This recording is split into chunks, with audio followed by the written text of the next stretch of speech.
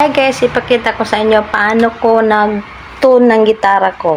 Dahil hindi naman ako marunong yung ako lang mismo. Kailangan ko mag-download.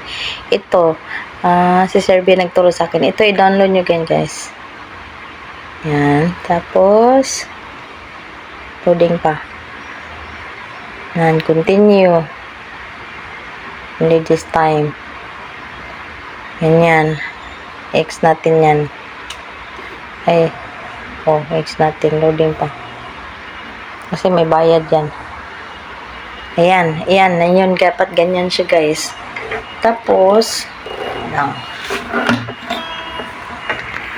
ganyan na, nakaganyan na yung download mo. Tapos, diba ito yung first string, ganyan. Pag limawa, tama yung chord, tama siya, nasa tuno siya.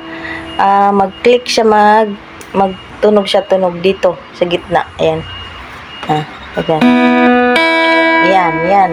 Tapos magi-green siya dito kung tama yung ano mo. Ayan. Tapos ito, number 6. Hindi pa siya natunog. Enuhin mo. Hirap ang video na. May ganito. Lipat muna natin siya. Hindi ko wait lang. Ganyan siya guys. Diba? Yan. Pag ganyan, nasa tono siya. Lagyan natin sa una. Diba? Kulang pa sa tono. Kailangan ituno natin. Yan. Magka-green na siya dyan. Sunod naman. Kilawin mo lang yung kwerdas niya. Diba? Pag nakaganyan na siya, nasa tama na.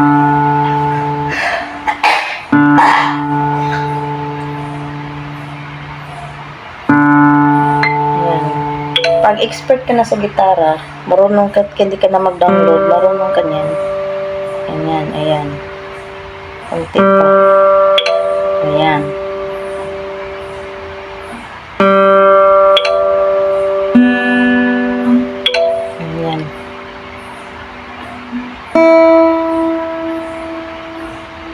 I-adjust mo lang yung string niya. Ganyan, di ba? Nagka-green na siya lahat. So, ibig sabihin, pag nag-green na, ibig sabihin, nakatuno na siya. Nakatuno na yung gitara mo. Okay, guys. Ganyan. Ganun lang. Madali lang siya. Gusto kong ganitong apps kaysa dun sa iba. Kasi nakikita ko siya dito. Yung ibang apps walang ganun. Kaya, ito yung pinili ko na apps. Okay, guys. Sana may natutunan. Thanks for watching.